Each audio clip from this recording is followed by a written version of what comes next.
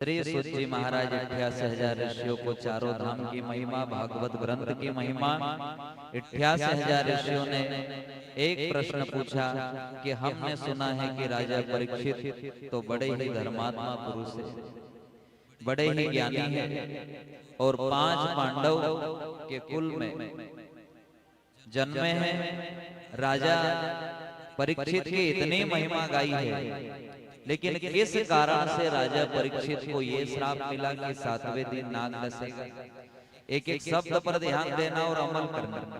अच्छा, आपके गांव में अगर कोई ऐसा व्यक्ति है कि कभी किसी का बुरा ना चाहे,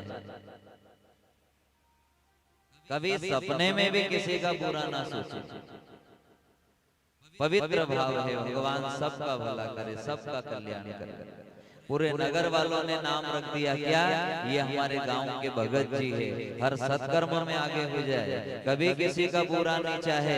अच्छा, ऐसे व्यक्ति के काया में कीड़े पड़ जाए तो अखरे के लिए पूरे नगर के लोगों ने कहा ये भगत जी है, सब सम्मान करे, कभी सपने में भी किसी का बुरा नहीं सोचा। ऐसे व्यक्ति के काया में अगर कीड़े पड़े तो फिर अपने को अखरेगा कि नहीं अखरेगा। कि सच कहते हैं झूठ बोलने वाले सुखी है, 2 नंबर का काम करने वाले सुखी है, और बेचारा भगत दुखी के दुखी। काफी लोगों के प्रश्न है, गुरुजी हम तो इतने पूजा पाठ करते हैं फिर भी हम तो दुखी के दुखी है। एक वो है जो उल्टा काम कर रहे, 2 नंबर के काम कर रहे, चोरी कर रहे, वो सुखी के सुखी, झूठ बोलने वाले सुखी, और भगत बेचारा दुखी के दुखी। अब भगत दुखी क्यों है? यहाँ ठाकुर जी की वाणी है कि मैं उसे ही दुख देता हूँ जो मेरा है। ध्यान देना सभी माताएं भाई भाई। ठाकुर जी की 2 प्रकार की प्रसाद, कितनी प्रकार की? 2 प्रकार की। एक तो दुख रूपी प्रसाद है और दूसरी सुख रूपी प्रसाद है। और जब सुख रूपी प्रसाद आए वो तो अपन सब खा लेते हैं, और जब दुख रूपी प्रसाद आवे तो अपन भगवान को गाली देने लग जाते हैं, ये भगवान किसी काम का नहीं है तो बढ़िया में भरे। जबकि क्या कहा कि 2 प्रकार की प्रसाद है। जैसे आप खुश होके सुख रूपी प्रसाद स्वीकार करते हो, ऐसे ही आप खुश होके दुख रूपी प्रसाद भी स्वीकार कर लो। हे नाथ, ये सब तेरी लीला है, बाकी मेरा नाथ तो मेरे साथ है, मैं अकेला नहीं, मेरा नाथ मेरे साथ।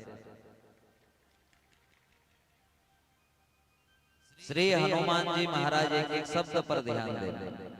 जब बूटी लेने के लिए गए और रास्ते में भरत जी से मिलाप हुआ, और भरत जी को जब सब पता चला कि ये घटना घटित हुई है, तो भरत जी ने कहा कि मैं ऐसा बाण छोड़ता हूँ, अमोघ बाण, जिस पे बैठकर है हनुमान तो मैं ही पल में रामचंद्र जी के पास पहुंच जाओगे। तभी श्री हनुमान जी ने कहा कि नहीं नहीं, मैं अकेला थोड़ी हूँ, क्यों? मेरा राम मेरे साथ है, मैं अकेला नहीं हूँ, मेरा राम मेरे साथ में है। तो हनुमान जी के एक भक्त ने पूछा कि उस समय आपने भरत जी से कहा कि मेरा राम मेरे साथ में है, पर उस समय तो राम जी समुद्र तट पर रो रहे हैं, अपने छोटे भाई को गोद में सुलाया है और कह रहे हैं लक्ष्मण अगर तू जीवित नहीं रहा तो ये राम भी मर जाएगा। छोटे बालक की तरह रो रहे थे, और आप कह रहे हो कि राम मेरे साथ में है। उसी समय हनुमान जी महाराज ने अपने लाडले भक्तों को कहा, एक एक शब्द पर ध्यान देना। क्या कहा? कि राम कभी अपने भक्त से दूर नहीं जाते, राम तो सदा अपने भक्त के साथ में रहते हैं। बाकी भक्त के जीवन में जो संकट आता है, जो दुख आता है, वो सब राम जी की लीला है। क्या चल रही है? लीला चल रही है,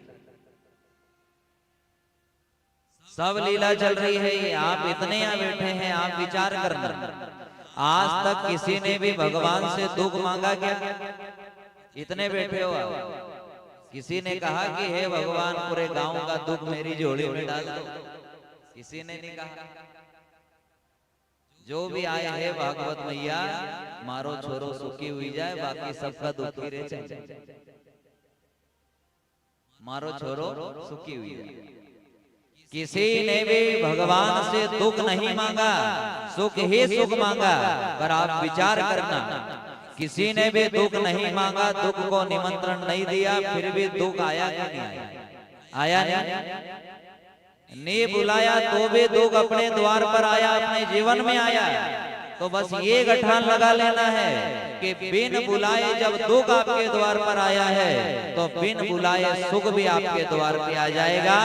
आप तो चिंता मत करो, आप केवल चिंतन करो, चिंतन करो, बस केवल चिंतन करो। ये काया किस लिए मिली है माताएं भाई बंधु? चिंता करने के लिए नहीं मिली है, चिंतन करने के लिए मिली है। पर यह सब चिंता में डूबे हुए हैं और क्या बोले कि पेट के लिए सब करना पड़े। कहीं बोले पापी पेट के लिए सब करना पड़े। कोई किसी को समझा रहा है भैया ये उल्टा काम नहीं करना है, तो कहीं बोले कि पापी पेट के लिए सब करना पड़े। और सुन लेना माताएं भाई बंधु, ये पेट तो गांव में जो कुत्ता भर घूमे नहीं वो भी पेट भर ले, एक गधा भी पेट भर ले, एक सुअर भी पेट भर ले। पर निचोड़ ये है कथा का कि ये जो काया मिली है ये केवल पेट भरने के लिए नहीं मिली है। ध्यान देना, पेट की चिंता तो वो परमात्मा करेगा, आप तो ठेठ की चिंता करोगे। हे सामरिया, ये काया रहे इतने ठेठ पहुंचा देना रे, कहाँ पहुंचा देना? ठेठ पहुंचा देना। ये काया मिली ही इसीलिए है कि